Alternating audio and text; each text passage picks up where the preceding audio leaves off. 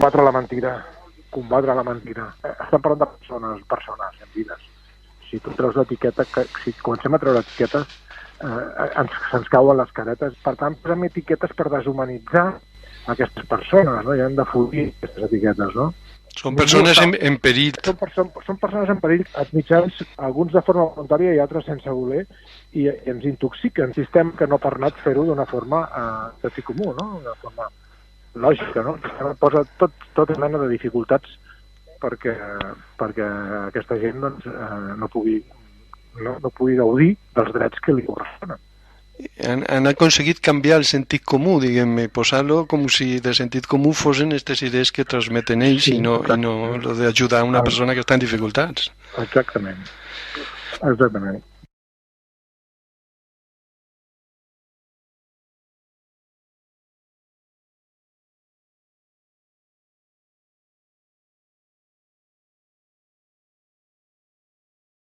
Som una associació creada per dones treballadores de la llar i la cura.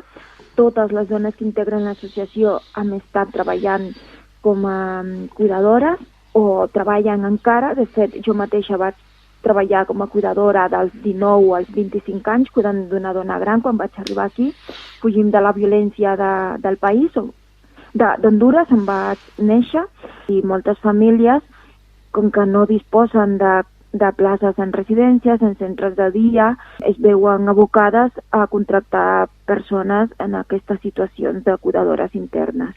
I aquesta crisi que estem vivint del coronavirus el que fa és agreujar més la situació que ja portem arrossegant les dones treballadores de la llar i la cura, perquè aquestes dones, si es queden sense feina, encara que estiguin cotitzant a la Seguretat Social, no tenen dret a l'atur. En el paquet de mesures del govern espanyol, aquestes dones una altra vegada es tornen a quedar fora d'aquestes mesures i encara que estiguin cotitzant, si es queden sense feina no tenen dret a l'atur. En canvi, qualsevol altre treballador, si es queda sense feina per aquesta crisi del coronavirus, podrà cobrar l'atur, encara que no tingui el temps que demana la llei cotitzat, però el podrà cobrar i aquestes dones no poden fer-ho. És per això que nosaltres hem fet aquesta caixa de resistència per poder donar resposta a aquestes necessitats que tenen les dones, com per exemple, també les treballadores de la llar estan fora de la llei de protecció de riscos laborals. Tenim ocupadors que els diuen que ja quan passi tot això ja els pagaran els dies que han treballat, però aquestes dones necessiten aquests diners i és seu, és el seu sou.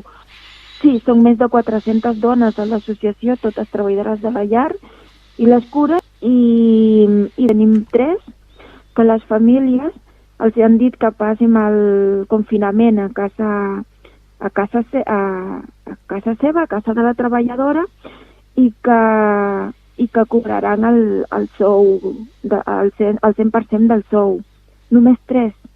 Moltes dones que acaben trencant el sostre de vidre ho fan perquè tenen una altra dona que cuida de les seves criatures, que cuida del seu familiar en situació de dependència, que es fa càrrec de tenir la casa neta, la ropa planxada, de fer el dinar, de fer el menjar per a aquesta dona que està trencant el sostre de vidre. Ho fa perquè hi ha alguna dona que està recollint, no?, aquests vidres. Les dones s'acaben emancipant quan tenen a una dona a casa seva en situació de precarietat. Llavors aquesta emancipació jo no la vull i crec que moltes dones no la volen, però com que també no parlem i no posem les cures en el centre de debò i en contingut, no com un eslògan, no ho aconseguirem, perquè si una dona està sent explotada i s'emancipa en 100 o 10, això no és una emancipació plena, això no és feminisme.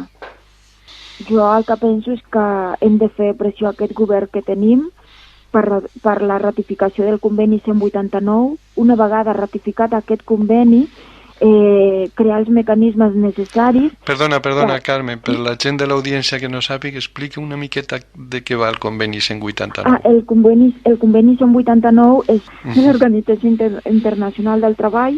Si el govern espanyol ratifica aquest conveni, les treballadores de la llar i la cura tindran dret a l'atur i estaran en les mateixes condicions que la resta de treballadors. Fins ara són treballadores de segona. Nosaltres, la societat, tenim el deure de fer-ho. Tenim que pressionar aquest govern, perquè no només és una cosa que afecta les dones treballadores, sinó que ens afecta a tothom, a tots nosaltres, perquè ens farem gran, tenim gent gran a la nostra família i hem de pressionar que les dones que facin aquesta feina ho facin en millors condicions, perquè si aquestes dones estan fent la feina en bones condicions, això repercutirà en la cura que reben els nostres grans. Hem de pressionar el govern que doni més places a les residències i que controli més què està passant en aquestes residències. Aquestes coses, el treball de cures, siguin dones que estan treballant a la llar, siguin residències, siguin el servei d'atenció a domicili, és un treball feminitzat, molt precari, i moltes dones d'origen migrant que fan aquesta feina i que estan cuidant de la vida del que per nosaltres hauria de ser el més preuat.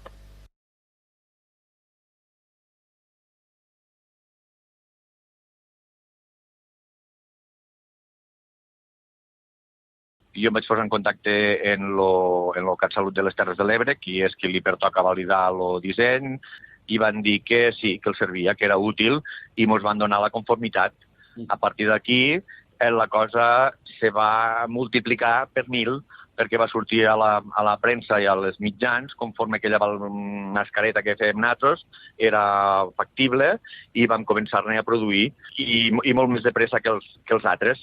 Actualment estem fent unes 400 mascaretes per dia, ja en tenim 1.500 de fetes. Pensa que estem parlant del diumenge i avui estem a dijous, o sigui que tenim una producció de mascaretes molt gran. L'avantatge d'esta mascareta, a part de la velocitat d'impressió, és que no porta cap accessori.